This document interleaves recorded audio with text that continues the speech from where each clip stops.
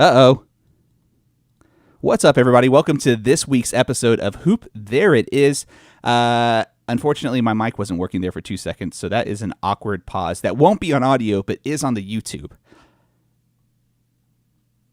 Yes, it is good. This would be a good time to tell you guys to go ahead and subscribe. We have great technical prowess here on the Hoop There It Is podcast, and we certainly have a show.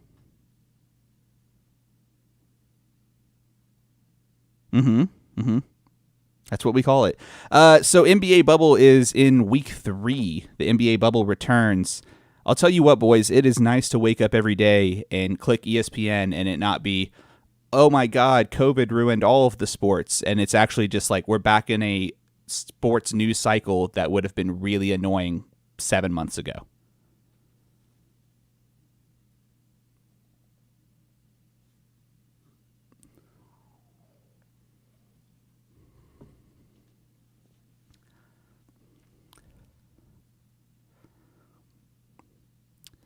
They are handling things right, unlike the fucking MLB, which is can't get themselves out of the way. But it's nice. The NBA bubble seems to be working. The players are starting to complain a whole lot less. Like I'm not reading any tweets making fun of these basketball players complaining anymore, Joe. It's kind of nice. The refs do suck. Well, the refs in basketball have always been the common enemy, though, right?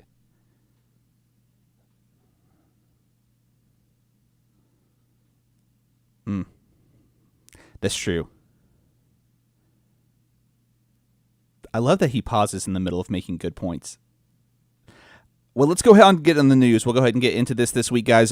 Just a quick moment, though. Legitimately, if you could, give us a subscription. We are up to 14 subscribers, so all of you guys that hit subscribe, we appreciate you so much. Make sure you hit that like button if you like what you see here on Hoop There It Is. If you're listening on audio from Smart to Death Radio, thank you so much. We appreciate you guys. If you're listening on Hoop There It Is, the regular platform, make sure you give us a 5-star slam dunk rating and review so we can climb up them basketball charts. Because we would love to climb up those basketball podcast charts.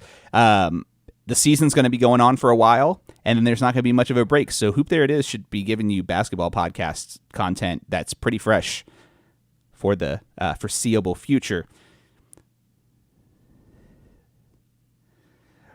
Well, I mean fresh as in new, not fresh as in high quality.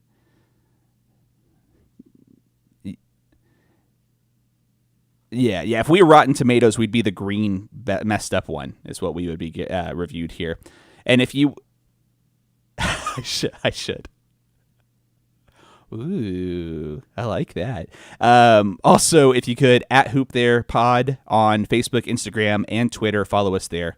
We'd appreciate it. That's out of the way. Jaren Jackson is injured for the Memphis Grizzlies. And the most exciting part of this bubble is that race for the 8 seed. My God, is the race for the 8 seed a lot of fun, Tej?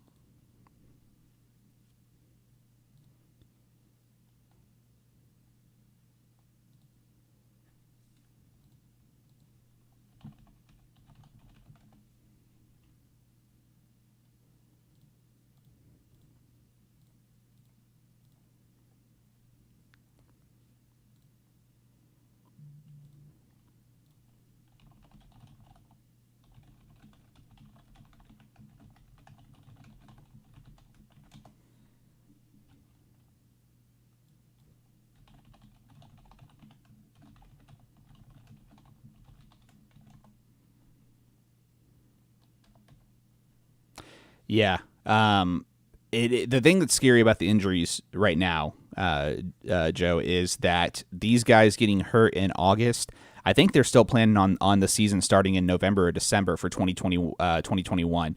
So that's not a lot of time to recover. You know what I mean? That's scary, especially for these younger guys and a young team.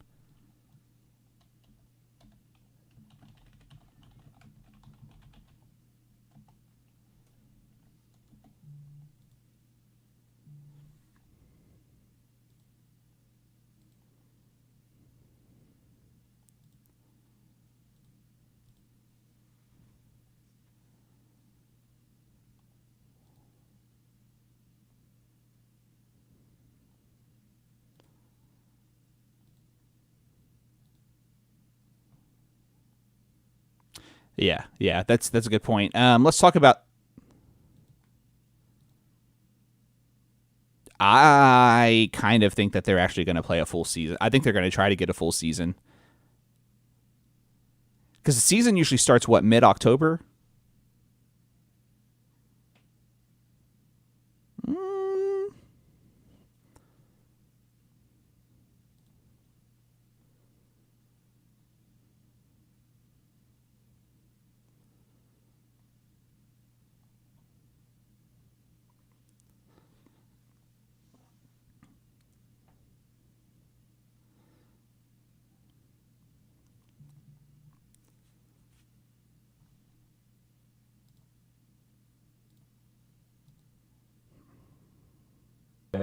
To get going. I'm sure that they're all going to want to try and have a full season no matter what.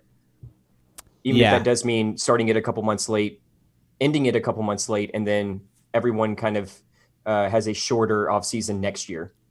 That could be a possibility as well. Well, and it could just change to all sports having different seasons. Like that. This and organically of just, okay, we play basketball from here to here now. Yeah. Yeah. I mean, I feel like what they're probably going to do is they'll get December. I think we'll get to maybe we don't get full games. Maybe you're right. Maybe we get like 70 games out of 82 instead of 60. So we get like 70 games, and then they finish in June, and then they can reset back to the regular cycle, assuming everything is, at least everything for athletes is back to normal where they can start. And we may not be able to go to games still next October, but maybe who fucking knows? I would be really, really surprised if they didn't have a full season this next year. I would be really surprised. Yeah, because you're talking about losing salary. You're talking about losing salary for players. You're talking about losing a lot of deals, shit. All of this stuff that's already been put into the works. You got to think about that on the back end too. Yeah, you're talking about losing a lot of stuff too. Yeah, that's a great point. Let's talk about these teams. We've got the Grizzlies are 0-4 in the bubble. They just lost a key piece. Doesn't look like they're going to have a great time. I mean, we got 4 more games to go. Anything can happen. The Suns went 3-0. They are just a couple games out of the 8 seed now. The Blazers Suns are playing really, really good basketball right now. The Suns are playing great. Really, really good basketball. D-Book hitting a game winner, rolling off of Kawhi's defense and hitting it in the face of Paul George to win the game. Like, what else can you ask for? Right. You know who else is playing great basketball? The Portland Trailblazers. They're 2-1. They have a tough schedule right now. They picked up a big win last night. Both of the games they won. Joe, do you know who came in the clutch for the Blazers? The 2 games they've won. C.J. McCollum. Carmelo Anthony. The man, the orange of Syracuse himself. Although CJ has been playing really good basketball. Like, no diss to him whatsoever. He and Dame are doing their thing. They're doing their thing. That's absolutely true. Nurkic is playing well, but Carmelo is doing exactly what they signed Carmelo for. And let me tell you, the swag this man had last night after he hit that big shot to win the game. They ended up winning by 8, but the one that really sealed that they were going to win, Joe. The dagger. Ooh, that dagger. Carmelo looked like prime Carmelo, and that is dangerous for the Lakers if they face him. Yeah, I was getting to see glimpses of that towards the end of the game. I mean, I was at work, so it was just on the screen while I was doing stuff. But every highlight I saw, Carmelo was involved in some way, whether it was the dagger or anything else. Like, he was just always a present force on the court at the end of the game. So I guess in clutch ways, yeah. Carmelo. Probably. Also, if you were to tell me when the bubble very first started back that there would be a possibility, like a very real possibility, that it's looking like Carmelo versus LeBron in the first round of the playoffs, dude, sign me up. Sign me Yeah. up. The old school, like, yeah, I want to see it. I got to see it. It's so funny too because we've never seen Carmelo and LeBron play really meaningful games this late in a season. Usually they're meaningful games in like Christmas time around that era, All-Star break. Usually at this Did that time of Knicks the team never meet up with the Cavs team in the playoffs? no, I can't remember, to be quite honest with you. I'm pretty sure they got bounced in the first round, but weren't the Celtics really good when the Knicks were making the playoffs like once or twice? Perhaps I just couldn't remember if that Knicks team that actually made the playoffs with Melo, and then you had Shumpert, J.R. Smith, that era of the Knicks actually ever met up with the Cavs in the playoffs. It very well good possibility they didn't. I just do not remember because it's been a whole minute since that has happened. I don't think so. I'm going to look it up real quick. I know Carmelo's playoff record is not good. He's 16 and 36 in the strikingly bad. I think his best playoff records were when he was with the Thuggets, and they would play Dallas consistently. Yeah, he was eliminated in the first round of every year except 2009 when the Nuggets made the Western Conference Finals. 16 and 36 is Carmelo Anthony's record. It is the worst in playoff history. And if you're looking at LeBron versus Carmelo matchup in the playoffs, LeBron has a winning record in the regular season over Carmelo of 25-15, including a 4-1 record in the playoffs. So, I think LeBron is definitely gotten the better hand. Well, I think LeBron only has a losing record to Steph and just the Spurs and the Warriors. I'm pretty sure. I would imagine his playoff record is winning. Maybe the Celtics he has a losing record against. Maybe actually. Like he very well could against the Celtics because they regardless. Did have his it's going to be really cool to see if that's the actual matchup. If Portland actually ends up getting the 8 seed, right, and that is the actual matchup of the Lakers versus Portland. It's going to be really, really interesting to see because Anthony Davis is going to be scoring a lot of points as he has been, and then LeBron is going to be there to kind of run the offense and dictate the pace and play, which is what he's really fucking good at, the best at. Mm-hmm. And so you're going to have Damian Lillard in an AD matchup. While they don't play the same position, they're going to be scoring a lot of points, and it's going to be a really, really fun series to watch if that actually pans out. But my assumption is, Joe, that the Blazers are going to be the ones that end up in the 8 seed. The Spurs will probably get that 9th seed. No, I'm with you. I think Blazers are going to be the 8th seed. That's watching all these games. I think, just Blazers. I don't think anybody else is really going to be in competition for that with them. Yeah, they're going to have to beat Memphis out. Even if Memphis does drop out of the 8 seed, Memphis will be close enough for the actual play-in game to happen. Mm-hmm. Yeah, and right. It's so and Memphis and Spurs that'll go 3 games. I think it would go. The Spurs are playing pretty decent basketball. They're 2-2. The Pelicans are done. They're 2-1. Or they're 1-2. I think it's pretty clear. Like this bubble was set up, I think, so that the Pelicans would get that 8 seed. I think they really wanted the Pelicans to get the 8 seed to get the Zion versus Anthony Davis matchup early on. The young stud they drafted and the guy they let go. Which is a great narrative, but we'll have it next year. We're not going to have it right now. It's fine. Maybe the Suns could take it from the Spurs. They're even with them, or they're like a half game behind. The Kings are done. Kings couldn't close us out last night, and they should have closed the Mavs out. Real quick though, I don't think the Pelicans are done. Okay. If we're actually going to look at the remaining amount of games and the record, that's it right now. They've lost two playoff teams. They're actually done yet. No, they're not. Still have a chance. Yes, they do. I'm just saying. I don't think they. Okay. I see what you're saying. Okay. I think this 8 games is a Zion refresher. I think it's just to make sure Zion's in basketball shape when they have basketball in 3 months coming up. You know what I mean? Yeah, man. I mean, he was limited minutes for the first 2 games. Third game, they actually let him loose. A lot of people were wondering why, and I mean, the guy had to leave the bubble. Didn't have the time to play the scrimmage games like all of his other teammates did, and so they were going to ease him into. And I gotta hand it to the trainers of the Pelicans and the sports science guys that they have over there. Ensuring that Zion has a lengthy career and not trying to kind of push it too much. So props to him for that, especially when you got Brandon Ingram. It's a lot easier of a decision to make.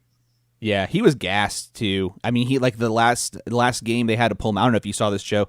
They pulled him out because he was having trouble getting back on defense. Just got blown away by his man. And it's weird that he's not in great basketball shape when he was working out so hard over the quarantine. Yeah, I'm sorry. I can't hear hardly all. I've been skipping in and out of service Wi-Fi, so I've missed who we're talking about. Zion was having trouble getting back on defense this third game, even though he got more minutes, but he looked gassed. Yeah. I that's not something that surprises me. It's the most basketball he's played in the actual NBA in a concise area. It's high pressure being in the bubble and being in this scenario of playing on such a main stage when sports are back. And again, I think it's just he's a big guy that I don't think has a lot of gas in him to begin with. That's probably fair. Yeah, that's probably fair. All right, let's move on to the East. It's done. The Magic have the 8 seed. Yeah, Wizards are winless right now, and the Magic literally do what, Joe? They're the Wizards. Like, what did you expect? They're the Wizards, and they don't have Bradley Beal, right? They don't have Bradley Beal. They don't have John Wall. Like, what do you expect out of them? Oh, John Wall's not there either. That's right. Although, to be fair though, who are any of the other Wizards? The Brooklyn Nets don't have their star players right now, and they're playing great basketball. So while you can make the excuse, I was hoping that Washington would have came out and at least put up a fight. But yeah, it's done.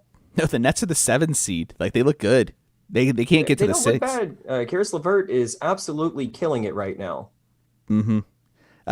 So yeah, the Magic have to win 1 game and then the bubble's over. I feel bad for the Wizards that went there though, because they went there to lose 8 games.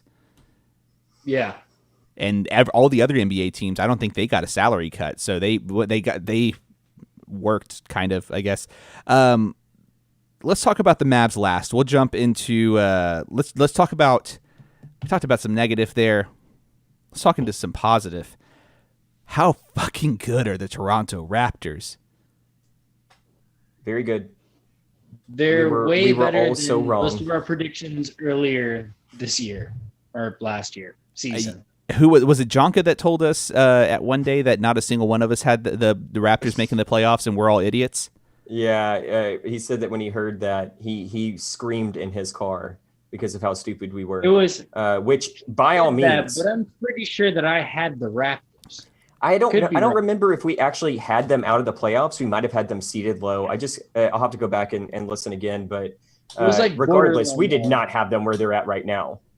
No, absolutely not. Because all of the mindset that I remember was they don't have Kawhi anymore. So who's on the team? But like Kawhi's not good enough to win that whole thing by himself.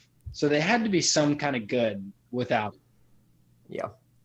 They've always been right there and looking promising for the past several years before they got Kawhi. They just happened to play LeBron James in the first round and lose every time. First or second round. Yep. They had the LeBron James syndrome. They were the team that looked really good but ran into playoff LeBron, which is not who he is right now. We didn't talk about that, but we'll save that because they clinched, so it's no point in judging how LeBron's playing at this moment, I don't think. But let's continue with the Raptors. The Raptors, speaking of LeBron, number one, they shut down Anthony Davis. They just straight up shut down Anthony Davis 2 games ago. Anthony Davis responded by scoring 42 last game when they clinched the 1 seed. Yeah. But he didn't have Siakam. So, in the preseason, I've been about Siakam. Like the biggest revelation to me last year wasn't how good Kawhi was. It's how fucking good Pascal Siakam is. That dude's incredible. No one talks about Spicy P and how good he is, but we need to, because if Anthony Davis struggled with him, Anthony Davis doesn't struggle with anybody. Anybody. Dude is incredible. Siakam, give him that work. Yeah, I mean, it was a combination of Siakam giving him the work, but Anthony Davis was just off. He was also really, really off on everything that night. So props to Spicy P for shutting him down. But that's not an Anthony Davis you ever see. And I don't think that's an Anthony Davis that we're going to see for a very, very long time. He is going to get his, and you have to expect Anthony Davis to be able to not get shut down like that. And I don't think it'll happen again. Not Rockets, but the Raptors. Ooh, you probably don't want to say that. You probably don't want to say that because he got shut down again tonight. Did he really? LeBron was the leading scorer for the Lakers with 19. Yikes! What was Anthony Davis's stat line? Couldn't have been good. LeBron was also the leading rebounder with 11. Oh no! Against OKC? Yeah, OKC whooped him. Steven Adams, baby. That's wow. We were me and our previous guest Sam and Jonka were having a conversation on the porch before we showed up about how Steve Adams is the most badass player of his kind. That man will out hustle you. He's strong. He's a tough motherfucker. He's it. Oh, AD played terrible basketball. He played really bad tonight. I have to eat my words. He played really bad tonight. 9, 8, and 5 on 3 of 11 shooting, 0 from 3 from three-pointers. I just said nobody gives him that work. Dude got worked by Siakam, and Steven Adams is a great player, though. Yeah. Well, I think we're because I've historically hated OKC, but now I kind of like him a lot. I think we might be seeing a trend of how to shut AD down, and that's just team basketball. OKC plays team defense very, very similar to the way that the Raptors play their team defense. I mean, nice segue back. Every single member, if you'll watch them play, even on the defensive side, if there's a switch, they have great, thanks to all the mics that are on the floor now, you can hear the communication down on the floor, and you can hear them scream out everything, and you can see the actual rotations of players going to the ball. They're smothering the ball, and this might be something that we need to keep an eye on throughout the rest of the seeding games if AD plays like he has been, which I assume he'll play it to some extent. But even in the playoffs, if you can play team defense against AD, you might be able to limit his scoring. He had a plus-minus of -15 in tonight's game. -17 against the Raptors. Ouch, that hurts. The Raptors are fantastic. I don't know if you've gotten a chance to see them close out a game, Joe, but the way they closed out the Lakers was, I mean, think about the way the Spurs were able to close out that Miami Heat team after the Miami Heat won their back-to-back championships, and then the Spurs got their revenge for losing that series that they shouldn't have lost. And San Antonio, specifically Kawhi, and Tim Duncan, just shut down that Heat offense. It's been a while since we've seen an offense that LeBron James is in get worked like the Raptors did to him. But yeah, it's what they did to the Warriors last year. It might just be the Raptors having beef with LeBron James and wanting to shut him down specifically. Oh, there's a big old chip on Kyle Lowry's shoulder. That's for damn sure. Yeah. Kyle Lowry, that game was unreal, by the way. He made multiple daggers, multiple big-time shots. One of them was a big-time three over Anthony Davis late in the fourth. Dude had 33, 14 boards, 6 assists, a steal, and only fouled 4 times, as physical as he plays, picking up charge left and right. Kyle Lowry, Fred VanVleet, Siakam running this team, and hey, don't forget they've got Ibaka and Marc Gasol. This team's going to be an issue for the Bucks, I think, Tej. Oh, 100%. They're going to be an issue for anyone.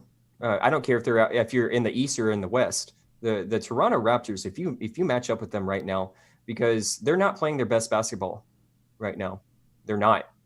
there are times that they are playing sloppy basketball on the offensive end, and they're allowing a lot of easy shots at certain moments within the game. But if they're not playing their best basketball right now, and you could sit there and look at the way that they're playing and say they are easily the best team in the league right now with the way that they're playing, that's scary. And I have to give respect where respect is due. And I was a complete fucking idiot to not believe in that team.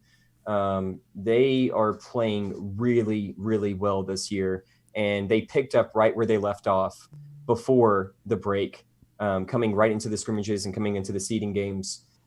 They are very, very impressive. Very impressive. Yeah, they're definitely impressive. I didn't expect that by any stretch of the imagination. Did I expect them to be playing this well, especially after the bubble? I don't know if you guys heard this, but they raptorized, is what they called, the floor on the Disney hotel they showed up. So they've been there since this. I got all this from the broadcast Saturday, and I thought it was just intriguing enough to bring up today. Yeah. They showed up on June the 26th. They've been in the bubble longer than anybody, which means that they've been practicing longer than anybody, which means they took this shit more seriously than anybody. That's an issue for everybody. They made their floor of the Disney hotel, because there's no guests. It's just the team. There's so many damn people involved in the team and the NBA players. Shut the whole damn floor down. They have We the North somewhere on the floor. They also have it. I mean, it looks like a Raptors locker room, Joe. Apparently it looks like the Raptors locker room. They wanted to feel like they were at home because Orlando is their home now, is what they said. They came to win. I'm into that. You do what you got to do to make yourself feel more comfortable to win, because it's all about mind state. You can be playing as the home team, but that means nothing if you're in Orlando and nothing is the same. Big mentality thing for players, I would assume.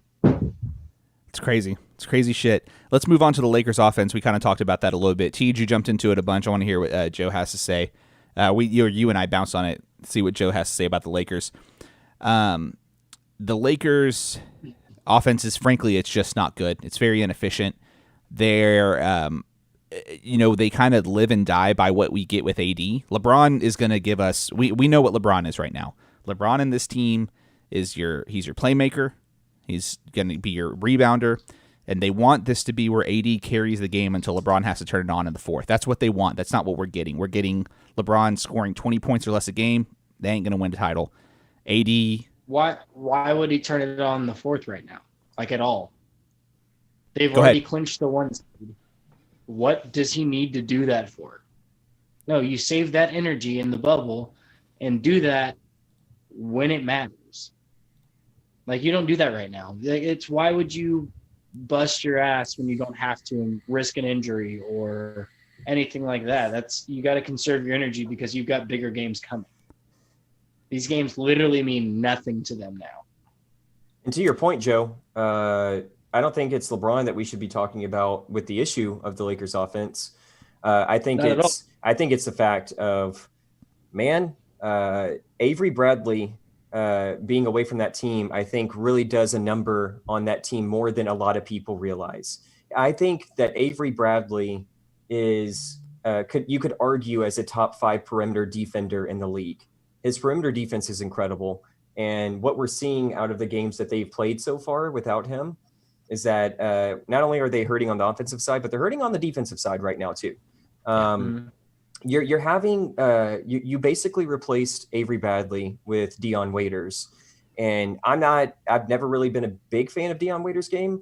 If he gets hot, he'll win you a game, but he is going to jack up a lot of shots, and a lot of those shots he's getting better with the shots that he takes, but sometimes he still will kind of take a three if he's doubled, or kind of along the same lines of J.R. Smith. Kind of picking and choosing where your shots are going to be, spread across the floor, basically. Yeah. I think it's worrisome. I don't know. I don't want to hit the panic button yet on them because they're the number 1 seed. They wrapped up the number 1 seed, but I think it is definitely worrisome of what their offense is looking at like right now. I'm gonna play Joe's side because I think that's a fun side to play, and I want to hear TJ argue that. To Joe's point, they did play the Clippers very differently than they've played these other games. I mean, we're talking of they're like it's a night and day. The team that played against the Clippers, and the team that played against maybe not so much the Raptors, but the team that played against OKC tonight. That was not the same Lakers team that played the Clippers. It just wasn't. No, we've seen them play at high power, and we've seen them play really well. It's the same way in the scrimmages. Like Mavs beat them, but we see how cold the Mavs are now, and they probably were holding a little bit back.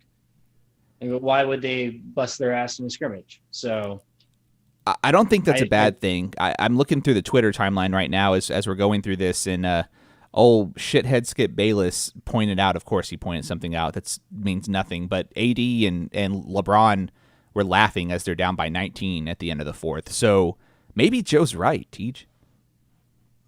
I don't think they care.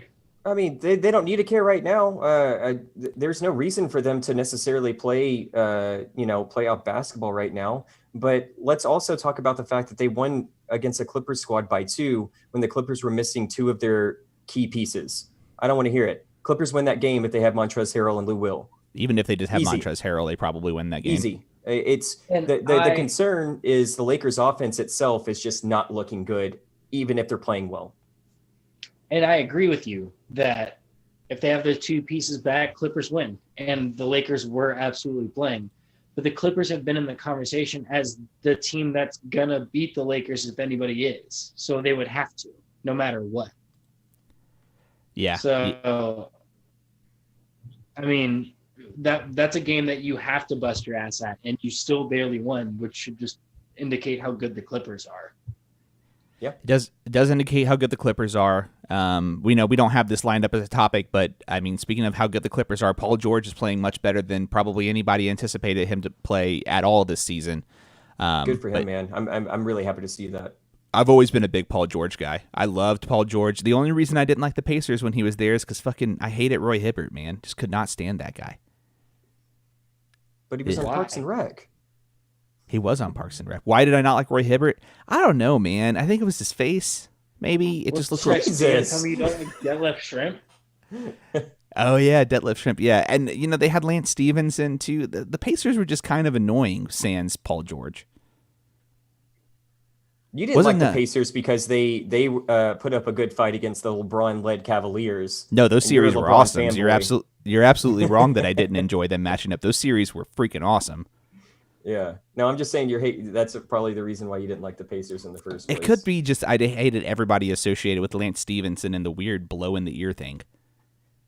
I love Lance Stevenson. He's ridiculous. I love him. You have to do what you have to do to get in somebody else's head. That works, then you do that. Yeah, that's true. Like Zaza Pachulia a couple years ago putting his foot under Kawhi when he landed. You got to do what you got to do to move on. Man. Have to do what you have to do. Fuck Zaza. For sure. Fuck Zaza. For sure. We could have never dealt with Kawhi anywhere but San Antonio if it wasn't for that. Let's move on to the Mavs. I don't think any of us are prepared for this topic, but we watched together on Friday night. We watched the Mavs play the Rockets, which, listen, as Mavs fans, we're a little spoiled by how good that offense can be sometimes. If you're a fan of a team that's not even in the bubble, you're probably like, hey, fuck you, Mavs fanboys. Like, you guys put up 140-something points. Y'all are going to be the 7th seed. Shut up. Stop bitching. Now, this team should be better. The team should be better. They've got some issues. The biggest issue I think we can all agree with is why the fuck are we not using Boban to rebound in important possessions? I know he can't get back. It doesn't matter if he gets back. That game on Friday should have been lost by the Rockets because we should have had the rebound instead of freaking Kleber. I watched that play over and over again, Teach.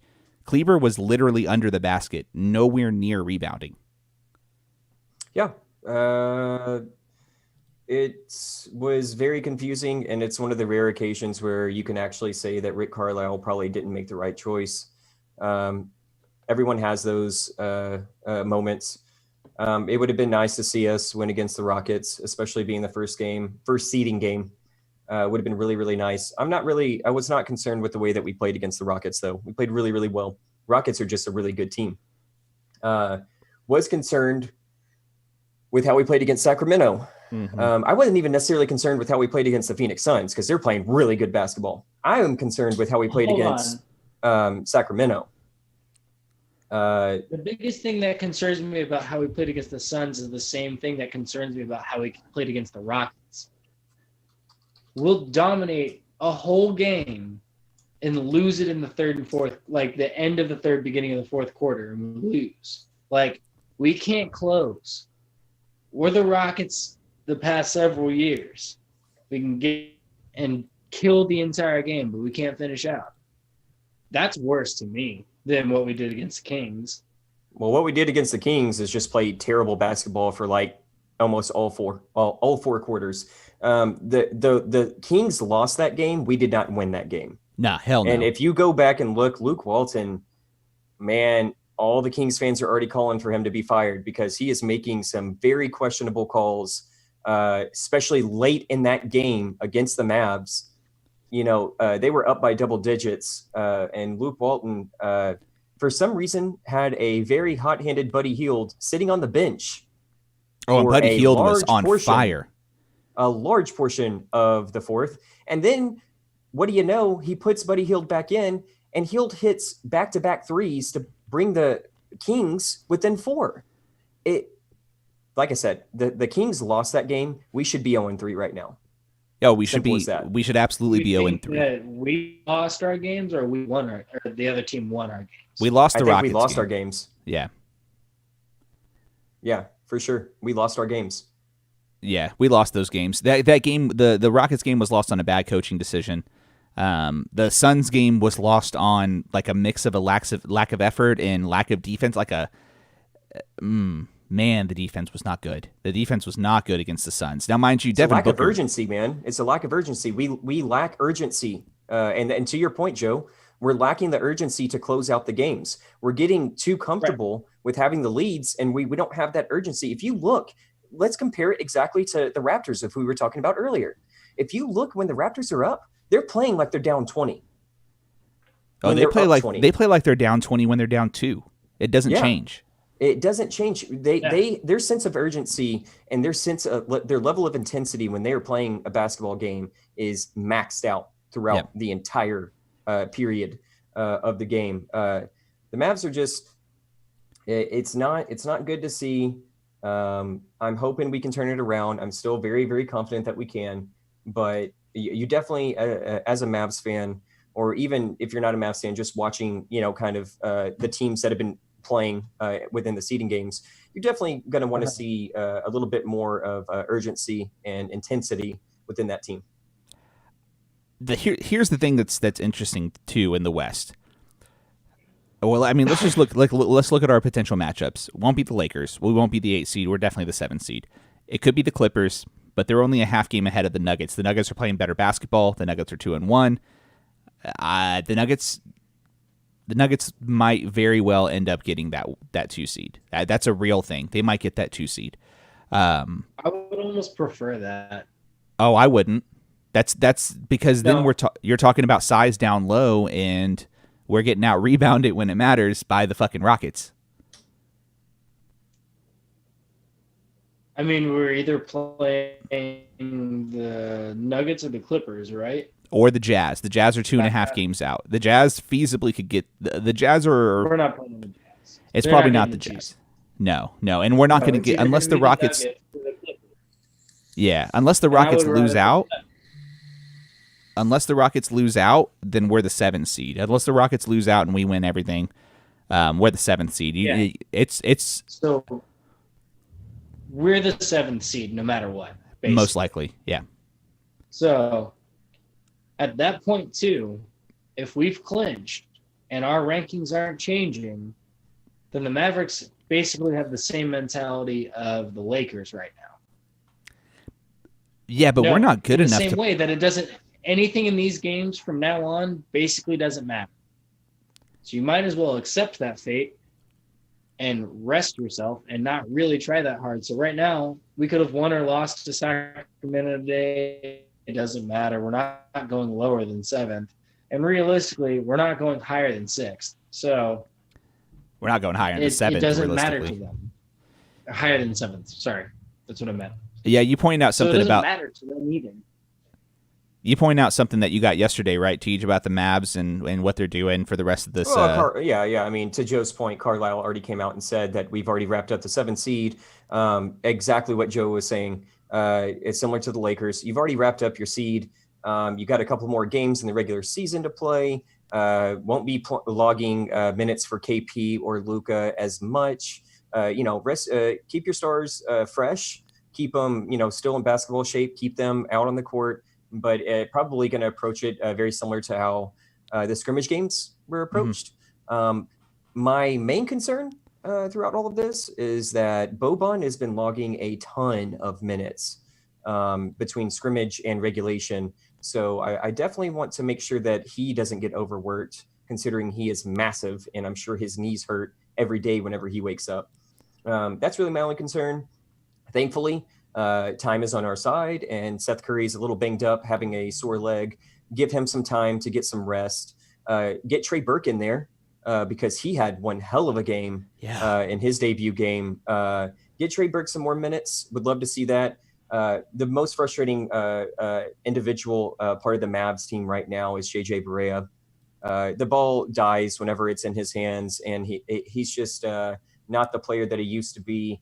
I would love to see Trey Burke take some more minutes away from JJ and see him run the floor and be able to kind of play the point position. But that's up to Carlisle, and we're going to see what he does with that. Yeah. And I don't hate, I don't hate Joe saying that the mentality is probably let's clinched, let's not get injured. We already got in here without anybody having COVID from day one. Whenever we came to the bubble, when this started happening, let's not risk our luck here. Let's not take any risks. Let's move on. That's fine. I don't like either matchup for us, though. I'm just going to be really honest. I don't like the Clippers. I like the Clippers matchup, I think, a little bit better than the Nuggets matchup, but not. I don't really like either. I don't like the idea of Luka having to deal with Jamal Murray. Luka will be fine on offense, but I don't like him having to deal with Jamal Murray on defense. I don't like the idea of KP having to deal with the Joker down low. I don't like the idea of anybody dealing with the Joker down low. That dude's ridiculous. I'm fine with dealing with that idea if we have Kristaps and Boban down there with him. Simple fact of the matter is that if we keep playing the same type of basketball we have been in the first 3 games, we're not beating anybody. Doesn't matter who we're matched up against. No, we're getting swept 4-0 by either of those teams if they don't clean up stuff. If we continue to play the way we have, we need to amp it up. It's exactly what both of you guys were saying about closing out games. You want to see the intensity. You want to see it in terms of matchup wise. I'm gonna go basically away from the hot hand, which is Denver right now. I'm gonna say let's match up with the Clippers. Clippers are really, really deep though. Thankfully, the Mavericks are super deep at guard, so we can kind of counteract that off their bench because they got some great guards coming off their bench over in LA.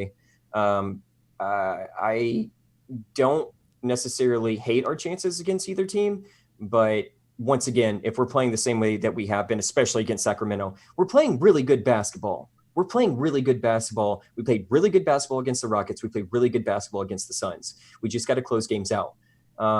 If we continue that pace of play, that intensity, that level of play against the Clippers or the Nuggets, we'll give them a run for their money. And we have any chance, just like anybody else in the playoffs, to actually take that series from either one of those teams. It's just a matter of what team are you going to get, right? Yeah. I think that's a big one. That's an interesting thing for sure. And again, you just don't ever know. Everybody has a chance. Hell, for God's sake, this bubble gave us something we never thought we'd see, and James Harden made a key stop against Giannis to beat the Bucks. I didn't think I'd ever say James Harden makes a key stop. I told you I didn't want to talk about the Rockets. I just want to talk about that because it feels weird, and I want to make sure I say that out loud. Giannis shouldn't have talked that shit about him. He's got that chip on his shoulder now. I mean, there's a beef between him and Giannis, and he's gonna go in there. If Giannis is on the court and Harden has a chance to shut him down any way possible, he's gonna take it. Okay, here's the thing. Don't talk shit to Harden because Harden's a great offensive player. It's the same thing as talking shit to Russell Westbrook. Nothing's going to bother Westbrook. But why get in Harden's head? Try to get in Harden's head. He gets in his own head. You don't need to do that. He'll do it himself. He'll stop himself. You don't need to talk. Yeah, fucking Yeah, Giannis. the only person that stops James Harden from closing out games is himself. We've seen that in the past. He'll kind of go ice cold. Exactly how we've been talking about the Mavs can't close out a game. He can go ice cold in crunch times in the fourth quarter. Sure can. This is a different breed. This is a different James Harden in the bubble, man. He is ice cold. He is ice cold, not in the bad way either. Nah. Look at his hair, man. Hair, beard. He's looking rough. He's looking rough. Looking good. He's friend looking good on the court. That's all that matters, man. My friend Rocky said that when she saw Harden recently, she texted me immediately and goes, "Hey, do you and Harden go to the same non-existent barber or what?" I said, I was about to say, how could you talk about anybody's hair right now? Yeah, I got that all natural going on. It's pretty rough. It's what happens when the person that's supposed to cut your hair doesn't fucking show up. Like ghosted me.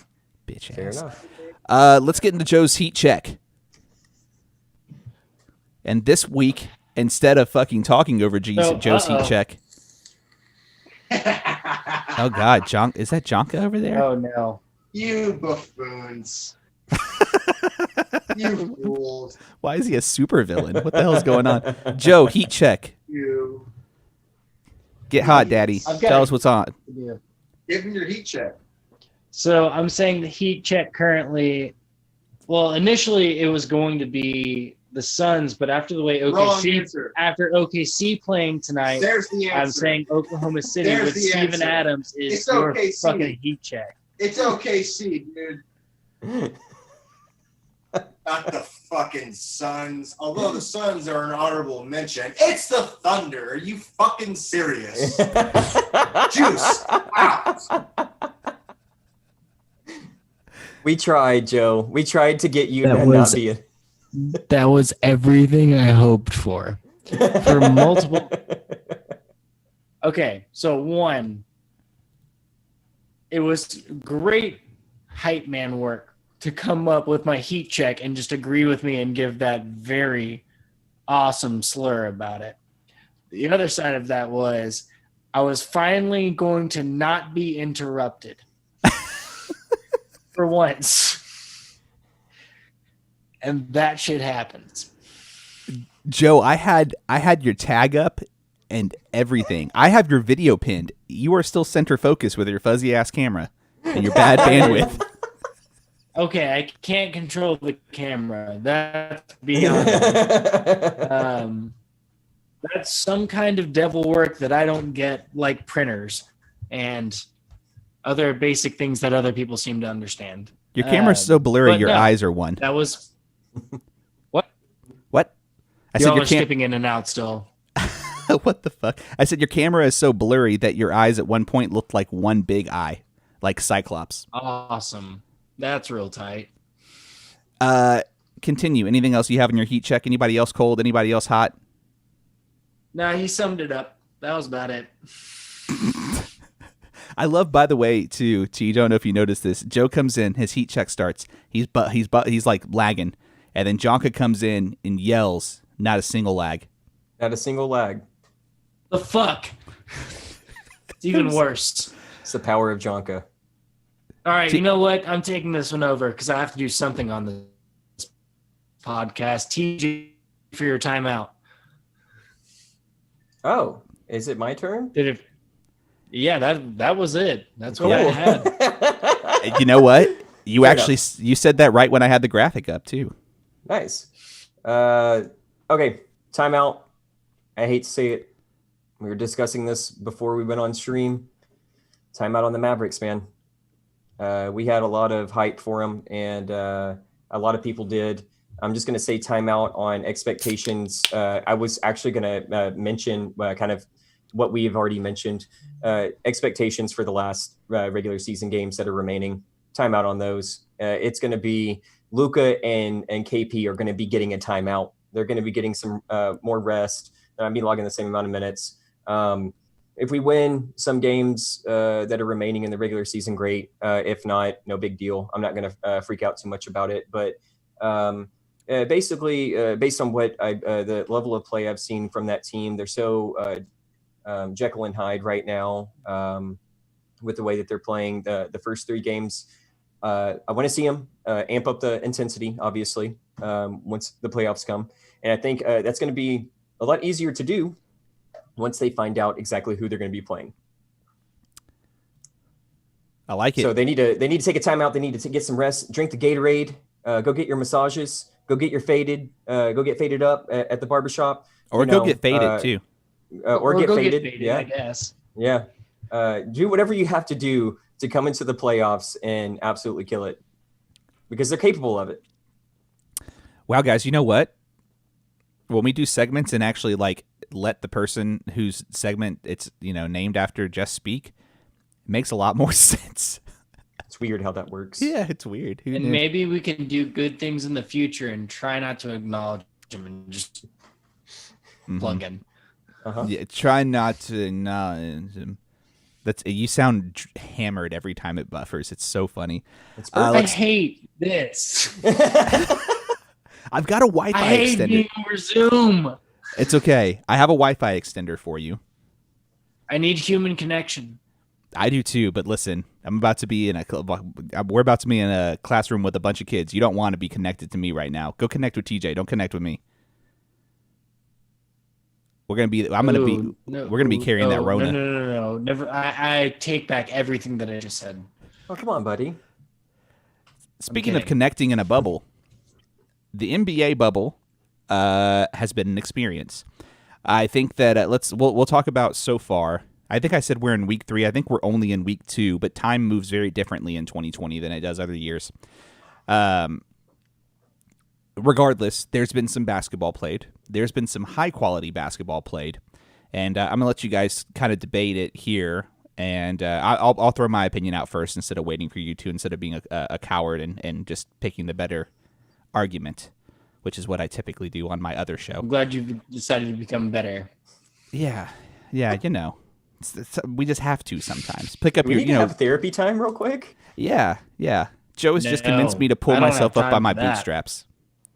So I am a fan of the bubble. I'll be honest, not just because of 2020. I like in a group chat that TJ and I are in with a bunch of our longtime friends. A buddy of ours said what he loves the most about this is that there's basketball all day long. It's like March Madness.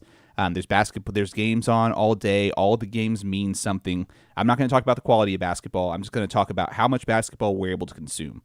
I would like to see the last 2 weeks of the season, 3 weeks of the season, whatever. I would love to see these last 8 games be compressed like this every single year.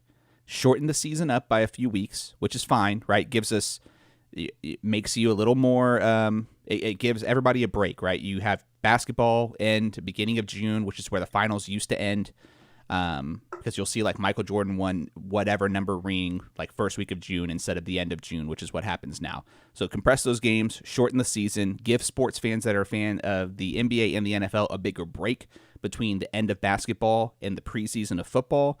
You give all of us fans a little bit of like we don't have the fatigue from all these sports all the time. And then you get really highly competitive basketball all day long at the beginning of summer when more people are at home. I think that would be really, really fun to see in the future. I won't talk on the quality, but I think that this has been extremely exciting and entertaining stuff, guys. For sure. It's been very, very entertaining. Joe Bear, we were having a debate yesterday, and we'll pick it back up. Basically, the debate that we were having is the quality level of basketball in the bubble a bit better than your classic regular season? I said yes, just because of the way that the structure is with the play-in. A lot of people have reasons to play, as opposed to like you may, for example, this race for the 8 seed over in the West is absolutely fantastic, and we're seeing high levels of basketball being played. And I also think that it has something to do with the lack of fans not being there, because you're seeing sharpshooters from 3 absolutely drain it. I mean, we saw it in the Mavs and Rockets game.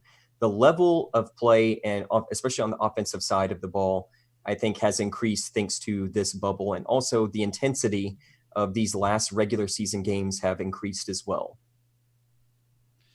See, I think there's a level of competition that is brought up in the sense of, I think a lot of players, there are players that live off of that hype of people being there and that showbiz idea of it, and there are players that don't. So I think for some of the not necessarily starters, players don't get that many minutes, it gives them a way easier time to shine and play through that. But I think that there are other players that without the fans, without everything else, it doesn't quite feel the same. So I think some of those bigger stars, you're seeing that affect their gameplay. And the other fact of during quarantine, like maybe some people weren't working out as much, or they lost their edge of being in that environment. So to gain it back, I don't know. I think it's just a different mentality to be in altogether. Mm-hmm. So as just, I think it's gone very well, but I think if the season had proceeded as normal, it would not be nearly a similar outcome. That's an interesting point. Yeah, I mean, I think, and I'm talking about like as far as, you know, obviously I made a completely different point than you guys did. You're talking about this, like in this moment in time, this type of basketball. I think the quality has been mostly good. The bummer is the same thing that we kind of talked about when we started talking about the bubble when we first came back is you've got some teams that, like, why are they there? Like, why are we wasting time watching any Magic games or not Magic Wizards games? Why are we wasting time with that? I understand you have to be fair. You apply the rules to both conferences, and that's just how everything fell right now. But you know, like who cares to see that? I'm not watching Eastern Conference games except for the Raptors and the Bucks. That's a different discussion for a different year and a different time because the East has been that way for 20 years probably. The East is just not 20 years. That's crazy. I mean, if I'm being honest, I entirely forgot that the Wizards were in the playoffs until we started this podcast. To the Wizards, yeah, that they were in the picture, yeah, or in the bubble. I forgot that they were there entirely. That's because it's the East, right? Like that's again different topic for a different time. As long as LeBron James has been in the league since 2003, the East has been bad. It just has. It was not always that way, but it is that way right now. So it is what it is. But yeah, I think that the basketball has been good. We'll talk about the refs. That's a different story. The refs are interrupting the quality of basketball, and that's a problem. They are. Which is weird because during scrimmage they were just letting everything, like it was scrimmage basketball, basically. But that's where the call should be. That tightest. Kind of reffing is way better than their normal season reffing or even playoff reffing. Just let them play. They shouldn't be the scrimmage call should be tighter than games that matter. Like in the scrimmages, call everything. Don't let anybody get hurt in a scrimmage. I'm fine with that. If you want to call slight hacks a foul in a scrimmage so Anthony Davis doesn't get his eye raked out and is questionable for night one of the opener, by all means do it. But when the games matter, these dudes are getting paid millions of dollars. If they get whacked, they get hit. They get hit, man. I mean, if it's not a gruesome injury, it is what it is. I'm worried, TJ, that they won't do what they usually do, which is call everything too tight all regular season, and then fuck it, everybody except Harden isn't going to get a call. Man, I don't know. All I know right now is that these games are extremely important for a lot of teams, and we're seeing stars foul out at a higher rate than we have seen in the regular season, in the entirety of the regular season that we had before this. I mean, Ben Simmons fouled out the other night. Kristaps Porzingis fouled out the other night. We're having all kinds of guys foul out, and it's just like, dude, come on. You got if my biggest beef with it is if you're gonna call what you're gonna call, be consistent with it, and have a memo out to the players so that way they know what to look for. So that way you can adjust your strategy accordingly. But they're not consistent with their calls. They're not at all. They're just horrendous on both sides of the ball. And as a result, you're seeing star players in key points in the game. When the game is on the line, the game might be tied or within two, with less than a minute left, and you got one of the star players who people want to watch play sitting on the bench watching it with us. It's terrible. It should not. That should never be an issue, within the bubble at all. The whole point of the bubble is to watch players play. Let them play. Hopefully they will lax off a bit once the playoffs start. But I mean, if we're going to see foul trouble once the playoffs start, dude, that's going to be a real bad look for the NBA.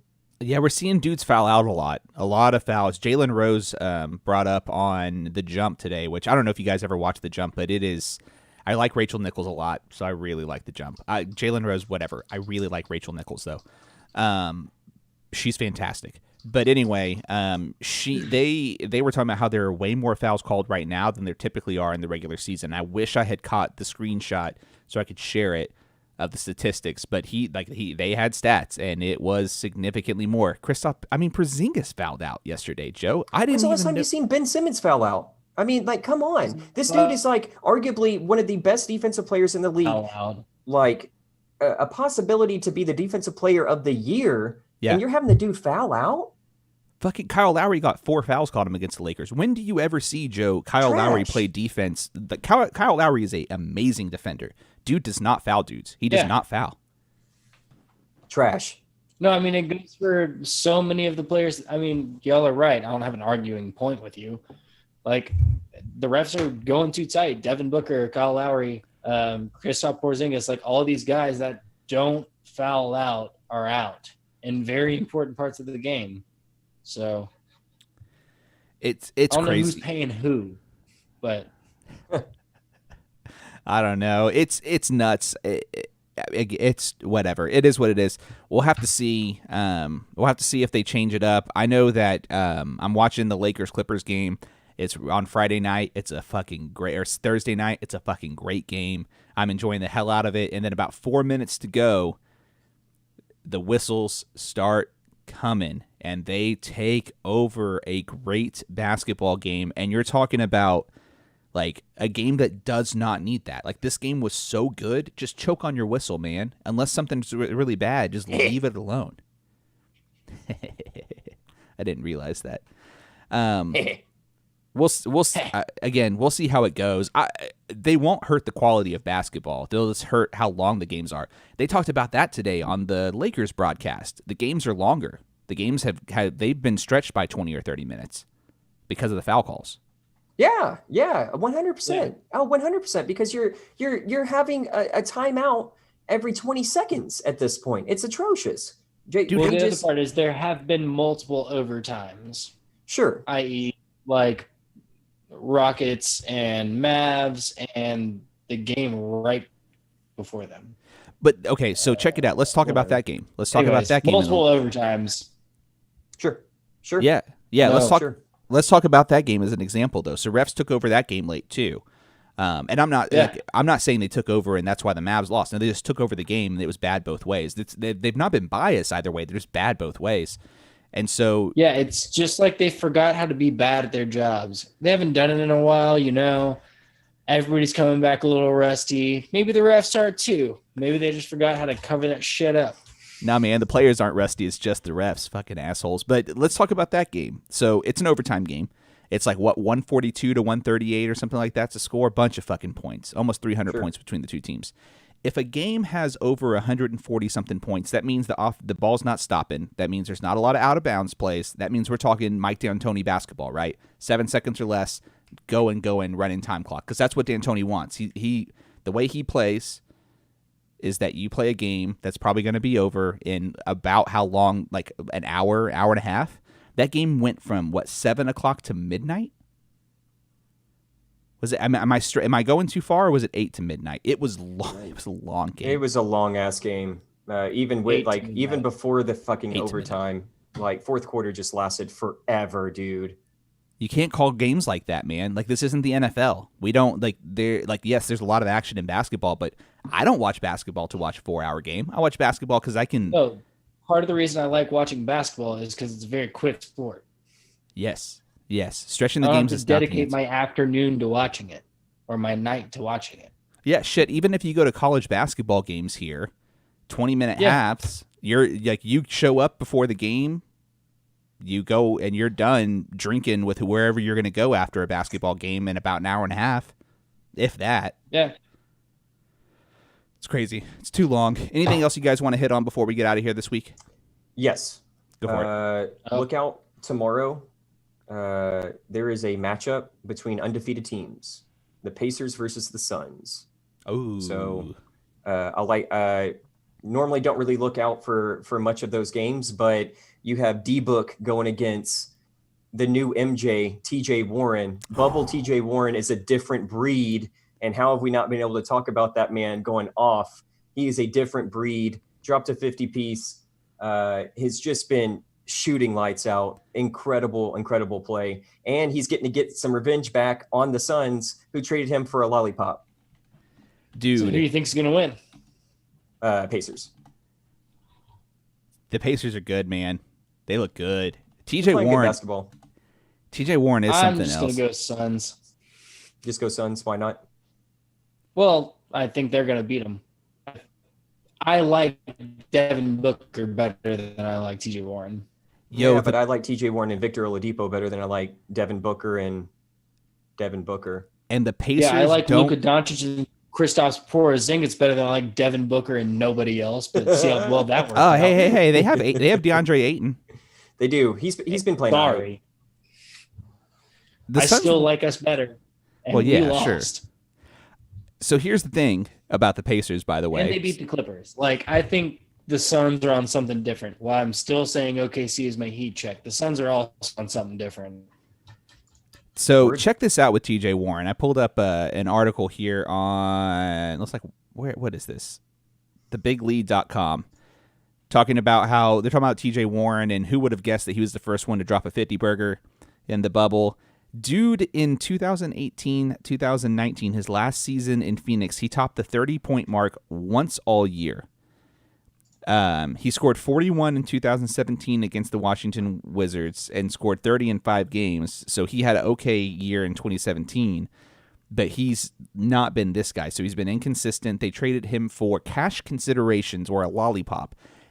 When they were talking about him going off the other night, legitimately, old Jalen Rose, who I'll never bring him up on this podcast again probably, but he had a couple things I liked.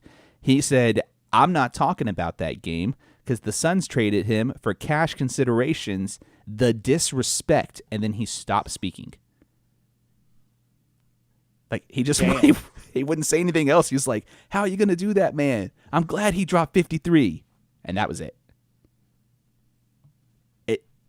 They don't have Sabonis yet, guys. The Pacers are going to look good. They're looking all right. If TJ Warren can continue his play in the playoffs, they'll look really good. But the reason why they're looking so good is because no one expected this out of TJ Warren. Nah. No one expected him to drop to 50-piece, come back the very next game, drop 32. I'm glad that they let Oladipo travel with the team, even though he didn't necessarily have any intentions of playing, so he could change his mind. I wish more players had gotten that option. Yeah. There's been talks, rumors that Oladipo is disgruntled because he feels that the Pacers are making him come back too early.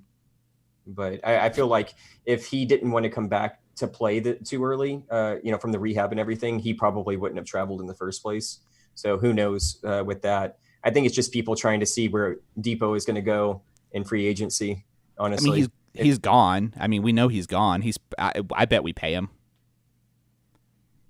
Or the Heat. Oof. I like the Heat option better. I don't like the Heat option better, but I feel that would be more accurate. Yeah, he would fit more into that system, basically. Would you put Jimmy Butler at the 3 and put Oladipo at the 2? Pretty much. Heat? Yeah. He's back. Jonk is back. Is this still going on? Yeah, what's in your hand? Still talking. What is in your hand?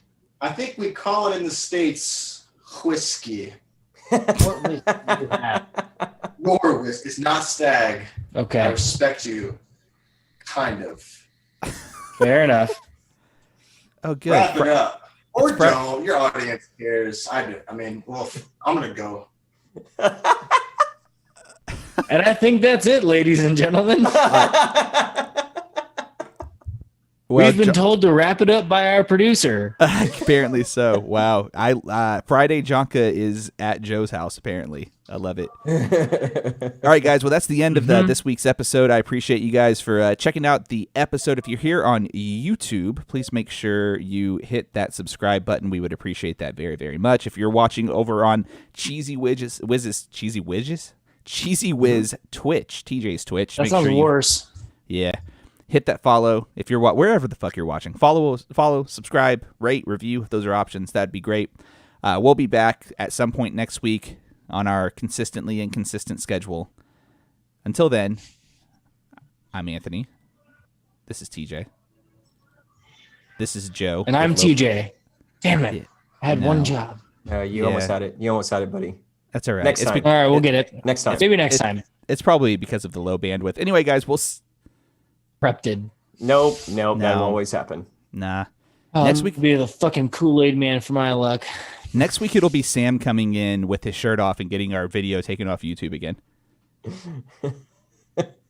That's what'll happen. It'll be something. Anyway, guys, until next time, we will see you in the bubble or something.